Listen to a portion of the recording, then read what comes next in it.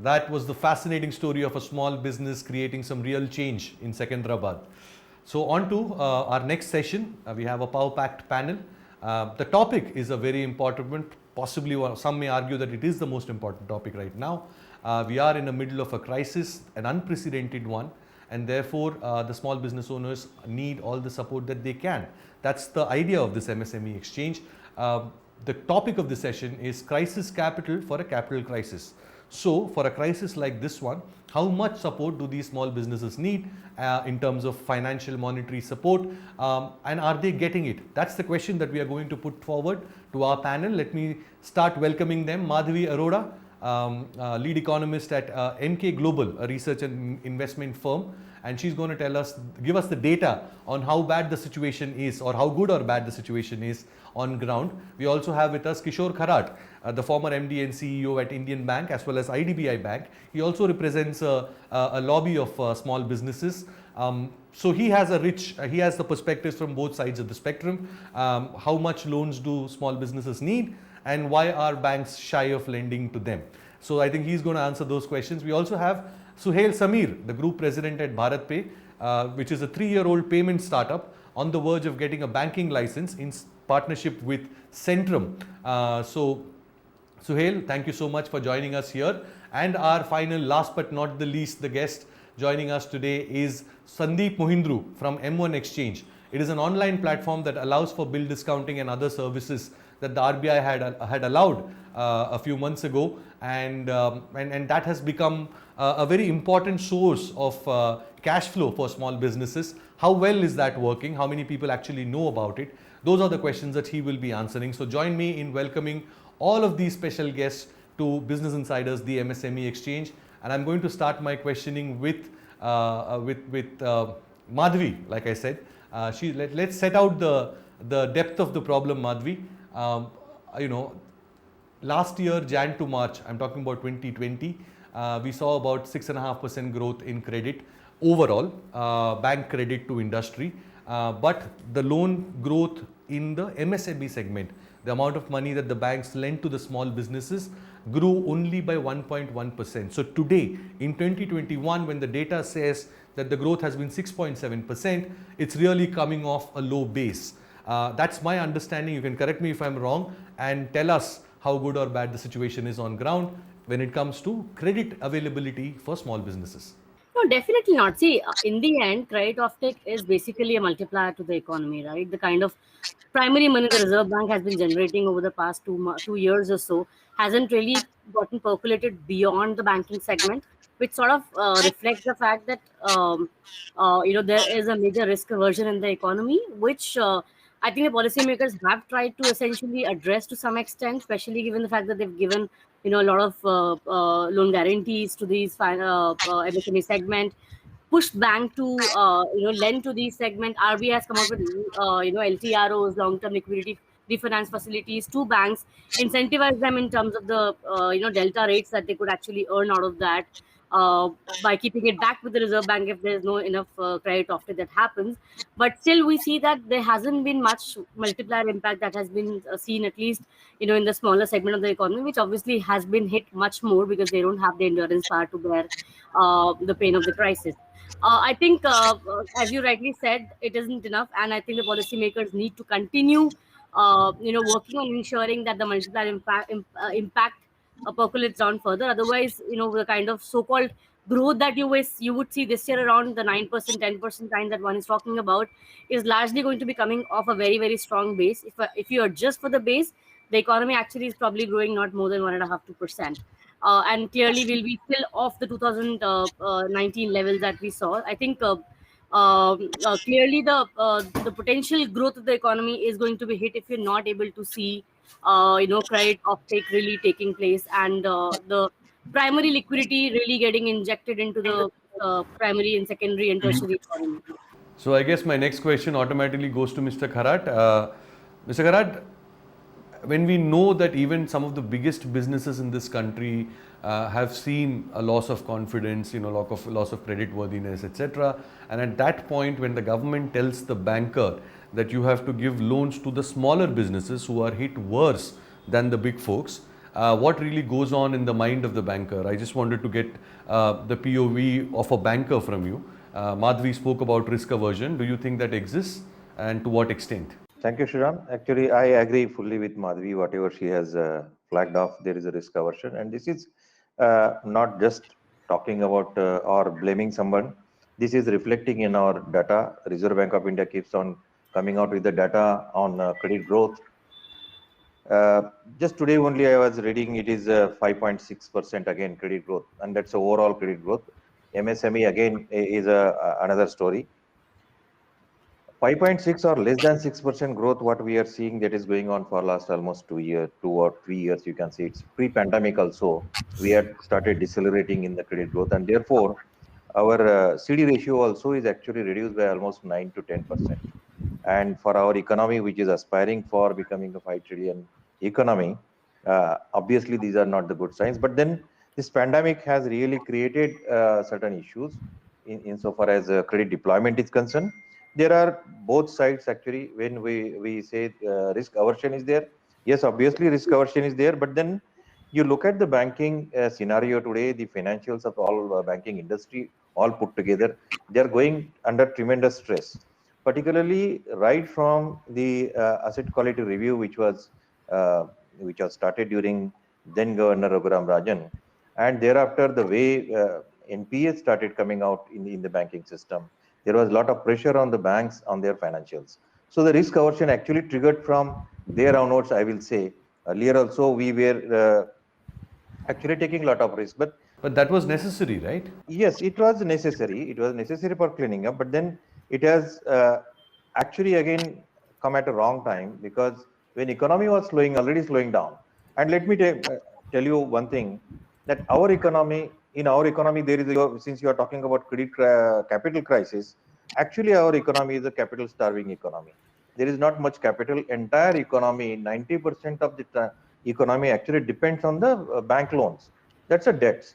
And when credit deployment is not there, obviously what you are seeing is a slow growth in the economic development. Main criteria is a credit growth insofar as we are concerned. So therefore, I am saying the cleaning up balance sheet was very much required for the banking industry, but it was started when economy was actually in a doldrum. Economy was slightly started decelerating, and then this has actually hit badly. Then again, it is followed by this pandemic, which is going on for last more than 1.5 years, and it has overall impact. The pandemic is such that it's a unprecedented pandemic. Every individual, every business unit, everybody is suffered. And closure of businesses because of the lockdown, that was a greatest actually problem for all the businesses, because when you are living on a credit, when your credit growth, when your business growth itself is depending on bank credit, and where bank credit is obviously it's an obligation for repayment. When you have sufficient cash flows, then only you will be in a position to do the repayments. So because of this lockdown, cash flows were strained, and slowly uh, every unit today is under stress. And this is what is very much visible to the bankers. Ultimately, they are custodian of public money. They are not now Mr. Samir is going to jump into that very shortly. So welcome, Samir, to the banking industry. So this money which we are actually holding, it is on behalf of public. We are trustees. So therefore, when I see a lot of stress is there in the economy, bankers are slightly, skeptical about lending further. Then again, because of this moratorium, of course, moratorium and all those initiatives which government has taken, those were wonderful initiatives that they were required to stabilize our economy. But then under that moratorium, we really don't know what is the present situation of all these units financially. And when the moratorium is gone, again, bankers are scared, and particularly MSME. What people are talking is almost 30 to 40% MSMEs are on the brink of closure permanently, and that we are seeing around us. It is not that some data should show it; it is seen around us, and all bankers are seeing that. Again, the Mudra scheme, which was introduced by Government of India, we did wonderful job in deployment of credit through Mudra, deployment of credit through this emergency credit lines. But then look at the Mudra. We don't know what will be the delinquencies in Mudra today. Must be the highest ones today in delinquencies. So those apprehensions are always playing on the banker's mind. But is it getting captured in the data? That's yes. Unfortunately, lot of data which is in the further unorganized sector data, it doesn't get captured. What is the stress actually when we want to see? So, what is the basis for these estimates and projections? I will talk about ECLGS because see when it started, I think in May 2020 it had come out under the Atmanirbhar package, and it was expected that by October on a first come first serve basis this entire money will be distributed. But look at it, even today the entire money is not yet disbursed, and then it was earlier only for 25 crore and 100 crore turnover. It was expanded up to 500 crore in the last ECLGS 4. That higher limit is also now withdrawn. That means the government is encouraging people to come forward and take the loan. This is a government step initiative taken by them. But on the ground level, if you look at the MSME units, they are saying my business is already closed down. What do I do with this additional loan? Bankers are calling, practically bankers are actually giving, calls to the borrowers to come and take this money. So they are saying already my existing loan is not sustainable. Additional 20% or additional again 10% what under ECLGS 4 they are given. That means taking additional 30%, what do I do? I know, Sandeep, you will have some insights into this based on data from your platform M1 Exchange. Why don't you share some of those with us? So Mr. Karath is completely right. SMEs are wary of taking fresh liabilities, right? Especially in this Corona period time. And why is that so? Is also because the previous loans at which they have borrowed, they are high interest loans in our country. You see, the collateral based loans are limited that an SME has. The non-collateral based loans, which are which we call as unsecured loans, they are very high cost of interest. They are already bearing that. People are suffering. People have suffered because of that, and especially in the Corona time. And now, once you talk about another scheme of loan, that's where they get worried. So completely, that is getting resonated in the fact that the disbursements are slow. So what we say now is that you have to efficientize your way of working. Your cash is king. If you speak to any small promoter who is in a manufacturing system and who's manufacturing for a large company, whether it is paints, whether it is electrical, electronics, any such product, what they are basically saying is, if my large company is paying me, giving me an order with a confirmed payment terms or paying me in advance, then I will manufacture. I will not manufacture like my earlier days where I'm just building inventory and I know the order will follow and payment terms could be 60, 90, 100, whatever days. But now they are very cautious. They want to work only with limited orders, with people who can pay on time, and which is rightly so. They don't want to borrow and build. So that's the kind of caution is coming up in the SME. So we have laid down the depth and the expanse of the problem of the lack of credit for small businesses. So now let's go to a startup for a solution, as always. So Suhail from BharatPe, is this the reason why your company is seeking a banking license now in collaboration with Centrum? Are you looking to tap into this underserved credit market, which mostly comprises of small businesses? Are they the one that you're going to target with your small finance bank? We even started the business with a very clear premise that India is a heavily starved market for credit. Unfortunately, very few people get credit. And these are the people who get credit from everyone, right? So they are sort of overserved, and 80% of India is sort of underserved.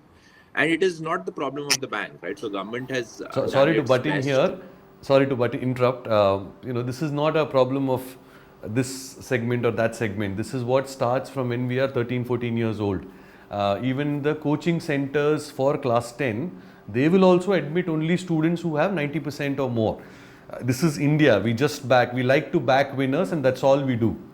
No, absolutely. So I think people who don't need credit get all the credit. People who need credit, even though they are willing to pay a higher rate of interest, unfortunately can't be underwritten, right? And the banks can't solve for it, right? Government has done its best on reducing the interest rate, but any conventional underwriting system in a market where sort of demand is low will look at the same guy and say, I'm getting a cheaper cost of capital, but the risk of default is much higher. How do I sort of lend to him, right? So, and that's where when we started seeing sort of alternate forms of data and payment data, money flowing through us, that just gives us a bit more confidence to be able to lend out to these small merchants, right? So, because I know how much is the business impacted, I know the serviceability of the loan, probably better than what a bank would today.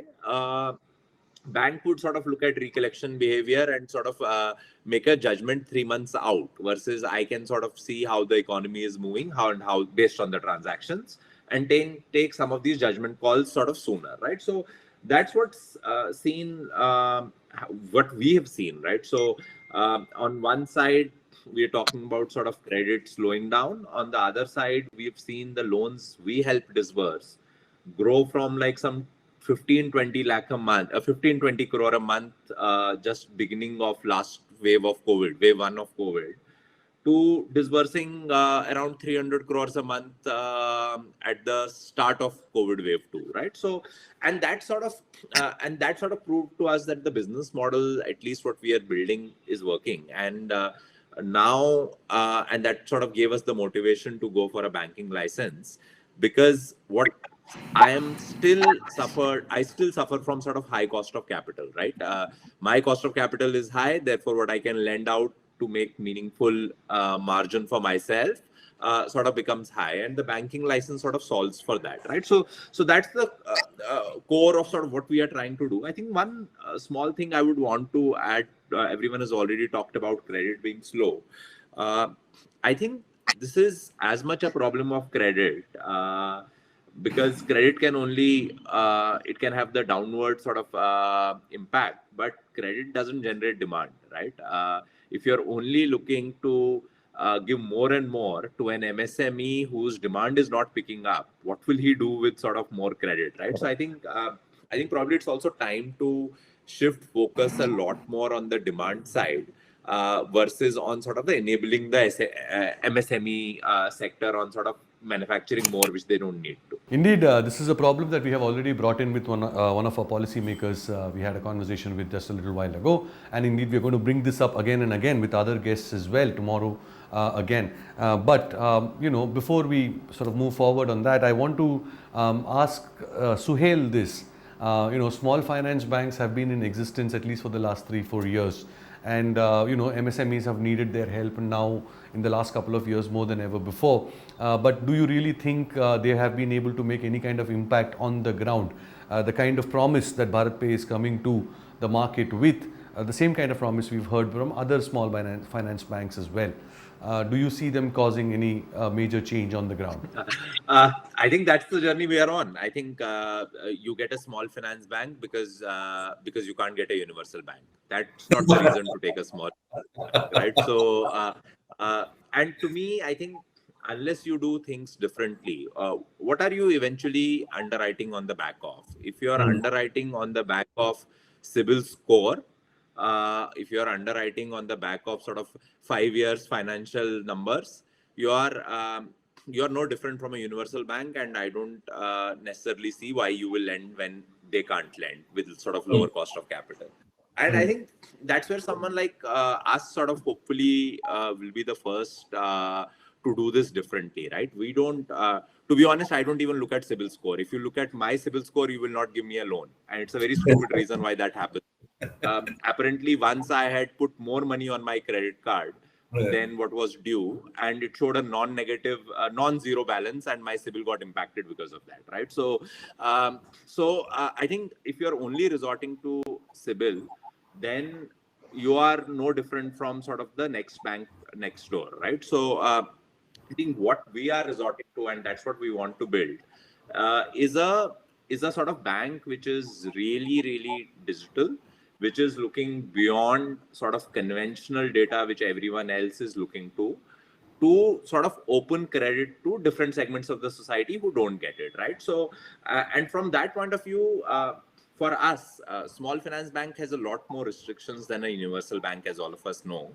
But for us, that's not a problem because we are actually 95% or 98% of my loans anyway go to what you call sort of a small finance bank customer, right? So for me, sort of, this is the sweet spot of sort of getting a banking license, getting my cost of capital low, but using my conventional fintech sort of experience and sort of payment flow and transaction flow to be able to lend out, right? If I sort of become one more bank which is looking at CIBIL scores and which is looking at sort of years of PNL, then I would actually do a massive disservice to what we built as Bharat. So, Mr. Kharat, does that commentary give you any confidence? What has been your experience with the delivery of this promise from the small finance banks? Have the SMEs really benefited in terms of solving their problem of lack of credit?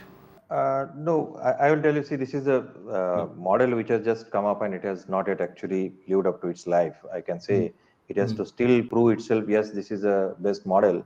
But looking at the restrictions which are there, regulatory restrictions on their business model itself, I think they will take a longer time.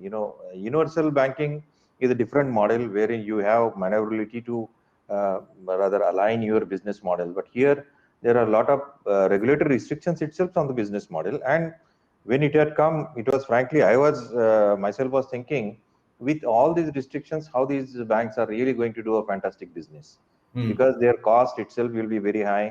Then there are the restrictions of doing a lot of business with through private sector lending, which is again a private sector means again, if you dissect entire private sector, there are a lot of risky areas. So looking at the risk, what they will be exposed and the kind of returns which small finance banks are expected to get, there is a intrinsic pressure on their financial itself. So therefore, I will wait and watch for next at least 5-10 years at how they are panning out, unless they immediately muscle out and come out, queue up in front of Reserve Bank of India that just give us now a universal banking license. I think till then this is like a probation period for all of them to get entry into banking and then get themselves trained. But I do agree with Samir that they have actually picked up that sweet spot where nobody is lending. And again, I will say it's a sweet spot, but at the same time very risky also, because see, in banking I have seen it's again a business of relationship. And today everybody talks about fintech, everybody talks about digital platform for lending and all. In India, we have to deal with people. You may have use the processes for digital processes for appraisals and disbursement and all, but your connect with the customer is very much required. You can lend. What is difficult in the banking is the recovery, and that recovery is not at all possible through digital modes. Any kind of filters, captures, you can keep it on their cash flows. It's very difficult in India particularly. And that's a problem for both Sandeep and Samir, isn't it? Yeah. In fact, to what Mr. Kharat and Samir are saying, see, the uniqueness or the modeling that is required to be done for India is very important. And in M1, what we've done as TREDS platform is that the lending is based on the collateral of a corporate who's the customer of an SME. Correct. And the collection is, we have a lien, not a lien is the right word, but we have a auto debit on the corporate for the due date, Correct. for recovery of the collection proceeds. That gives an automatic recovery, though the funding is going to SME, the risk is on the large corporate. So that kind of solutioning is required to be able to solve the challenges which India has, which Mr. Kharat is referring to. And today, the default rate, I mean, the TREDS have totally disbursed 35,000 crores in the last 3 years, out of which 13,000 crores has been disbursed in 2021. and the default rate is about 0.5%. Okay, and the rate of interest at which SME is getting the funding, which is a 90-day period or a 60-day period, is ranging between 4% per annum to 8% per annum, right? Which is equivalent to an FDR rate today, or I mean, FDR rate is today 3.5%, 4%. So that is the rate at which he is borrowing if he's supplying to a very large corporate, and if he's supplying to a medium corporate, then it is between 7 to 8%. Now, so therefore, the challenges which we are all trying to solve, which I was referring to, is that the cost of funding is also very important for an SME to survive. He's already suffering. Yeah. Number one. Number two, if he can manage his own cash flow very well, then his cost of borrowing has to, or his risk in the business has to come down in this market, the kind of market he's standing on. They, as I said, they don't want to borrow more. So Samir or any small finance bank will have to work out with the innovative solutions how to enhance their. I think sort of go back 1 second to Mr. Karat's point. I think it's important to be in the cash flow if you have to do the lending to the type of segment sort of at least BharatPe plays in, right? So, and that's why we feel confident of giving the loan, right? Because we have sort of transaction and payment behavior of the guy for a few months. And the only way the guy can is not a question of sort of serviceability, is actually a question of will, right? The guy has to literally throw away the QR code, has to throw away the POS machine, and then has to sort of change his bank account for me not to be able to recover, right? And then sort of be ready to have an impact on this bureau, right? So I think a lot of people in general do not sort of want to default. Like there are obviously rare examples of people running out of money sort of to pay you back, right? So and that's what the daily transaction and the payment flow allows you to do. It allows you to underwrite, but more importantly, as Mr. Karan said, how do you collect digitally? Because that's sort of an important element. And given the cash flows through us, it's almost similar to what Abhishek just said, like which is basically Sandeep just said, sorry, is that they have a way to collect from the corporate, right? I have a way to collect from the cash flow.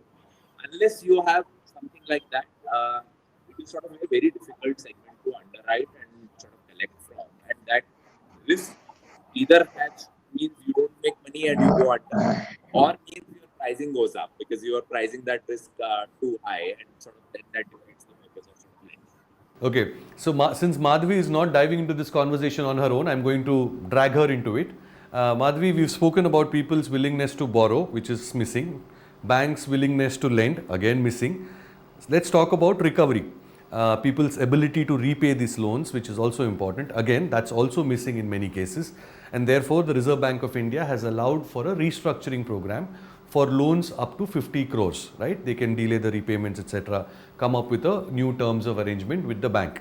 However, this facility is available only to those small businesses, micro, small and medium businesses who are registered in the Udyam portal, which is only 30% of all the MSMEs as we know them according to data. Now, which means 70% of the small businesses are not eligible, not even eligible for the scheme, right? So how do we deal with such a problem? How do we deal with these restrictions?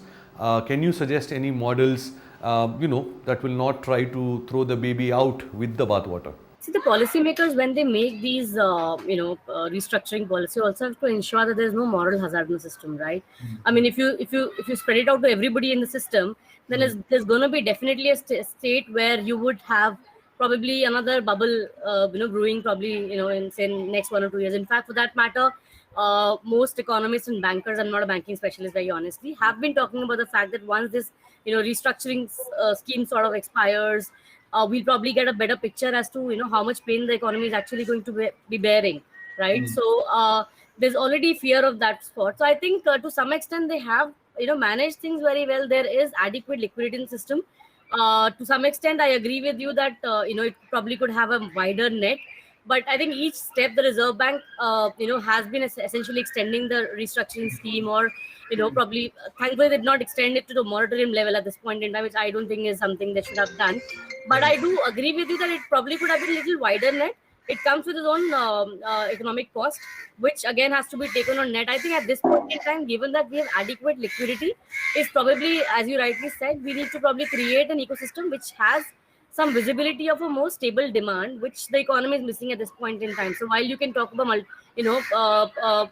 various windows that RBI has created with regard to credit offtake to certain vulnerable sectors, unless of course there is adequate demand on the system, there will not be any kind of a capex that would be created by these companies, and thus they will most likely be just surviving on the restructured money with regard to their working capital or whatever the case may be. So you again would not have a system wherein you're talking about a more sustainable growth, which could have again a chain impact to the rest of the sectors. I think I think one more point I want to mention is that with regard to the capex bit, because as we're talking about the demand side of the economy, we were doing some data assessment very recently on how India could probably have a new capex cycle, partly on account of the fact that last few years, most of the large corporates have actually cleaned up the balance sheet. They have deleveraged.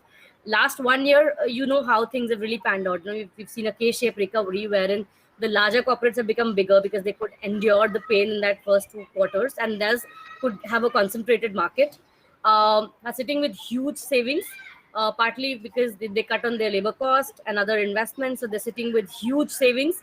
The corporate savings have increased. The large corporates, MSME segment, because of their less endurance to the crisis, have not necessarily survived. But again, I believe that they also have a very, we all know, they have very, fast death rate. They also sort of come back very fast, very quickly. So nonetheless, at this point, we are still seeing the struggle happening on that front. But assuming the large sector of the economy tends to have a ecosystem where they're able to probably, take off the capex cycle, I don't think, again, you would have the MSME really joining in immediately. And interestingly, if I see the last 5-7 years of capex cycle, post the 2013 slowdown in the economy, it was the MSME which was running the capex bit.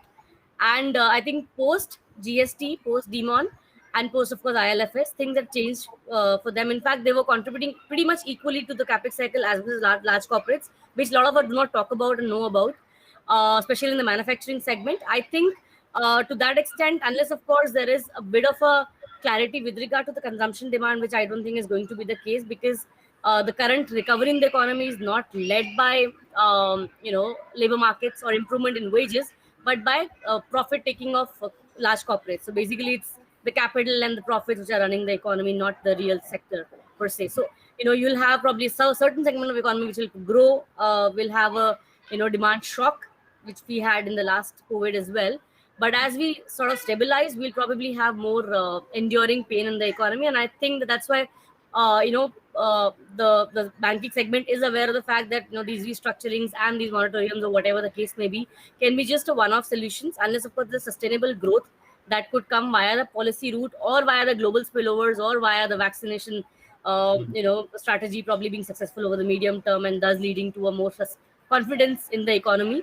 We will have a very slow and steady demand dynamic, which essentially will imply that, we will see pain in the segment in the near term or so. So I think to that extent, policymakers are also, that's why, cautious that they don't want to really create a artificial safety net wherein everybody who's even able to pay is necessarily, hiding under the safety nets and creating a moral hazard, which could have a bubble in the medium term. I think that takes us back to the first point that Mr. Kharat made about estimated delinquencies, defaults that are likely.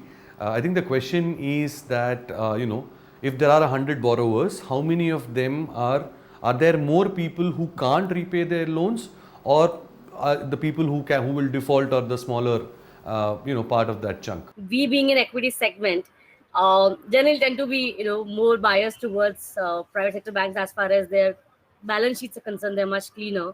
PSUs, on the other hand, are partly prodded also by the policymakers to, take those risks because they have that implicit so-called guarantee by the government. Not that I'm saying that any bank could really default. If we could save a Yes Bank, we could actually save, anyone. But I agree with him that, it's very difficult to necessarily really see the kind of transmission that one expects, to happen, because it's been almost like 3 years now. I mean, pre-crisis, pre-COVID crisis also, we were, facing difficulties with regard to NBFC sector after ILFS, and who also are a major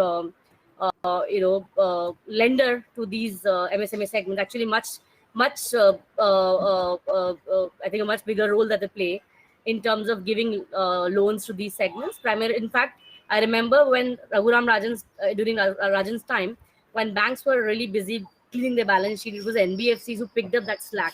Almost 30% of the incremental loans between 2016 to 18 actually had come from NBFC segment, and that had actually helped MSME, and we saw the capex improvement also happening via that segment of the economy, which suddenly collapsed again post ILFS. So I think the banking reluctance will remain, and unless of course there is business confidence, there is consumer confidence, both of them really come back with a vigor together, I doubt that you're going to be really seeing a big uptick in the credit offtake. In fact, overall offtake for this year also, I remember pre-COVID too, we as economists were pricing around 10 to 12% credit offtake growth. In fact, 12-13% GDP growth also, which has now come down to a single digit of 8-9%, which is again a base effect. As I said, you adjust the base, you're actually growing not more than 1.5-2%.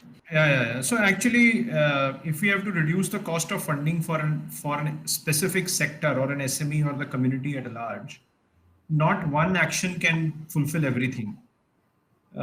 So if you look at it, most of the SMEs suffer in the hands of the PSU or a government entity. So when you are working for a highway, or when you're working for an infrastructure, or when you are working on any such government projects, whether it's telecom or whether it's any other such large project, then it can make you, it can break you. It is that extreme. And so the government has to work on all the policies wherein the businesses can become more safer, secure, robust. Only then the bank lending rate can be relooked at. Otherwise, 0.5 percentage point, 1 percentage point here, there will not make a huge difference. Unless and until the businesses are not, the overall policy framework has to become more conducive. If you go to developing countries, the likes of UAE, the likes of Singapore, they are basically hand-holding the businesses which are growing, not just the startups. The businesses which have a potential to grow, they are hand-holding the entire industry. And we are doing that in many pockets. We are doing that, but it has to be done on a general effect. And the effect that the PSUs have on the businesses down, it's a very old problem. India has seen in many times. Even ILFS crisis was a example out of that. There's a large corporate which was making payments to his MSME vendors through TReDS, and that large corporate had 60% content of supplies to BSNL and 40% of its content supplies as exports.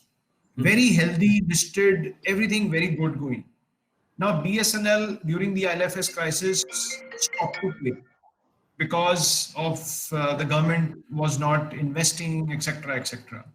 Now this listed company, when 60% of its dues are coming from BSNL, they suddenly, besides they were doing very well in the export world, they started to default. And the entire ecosystem, their vendors, everybody started to default. So, however much you reduce the rate, if the PSU is not paying on time, then the whole chain breaks down. Indeed. Interesting. Suhail, closing comments? One which Sandeep actually made a lot better than I would have ever been able to make, which is the government and sort of the PSU sector has to handhold this journey, right? So otherwise this just doesn't work. That was such a cool conversation. I hope you had as much fun as I did. Thank you so much to each one of you for joining us here on the Business Insiders MSME Exchange. Time for us to take a look at another set of India's invisible businesses. This next story is about potters from New Delhi who light up our celebrations during Diwali particularly. But does that mean their business is so closely linked to our culture and it's supposed to be a big festival in India? But does that mean that they make a considerable amount of money and live a comfortable life? This next story will tell you exactly how they deal with their problems and the challenges that they face. Here are the potters from near New Delhi.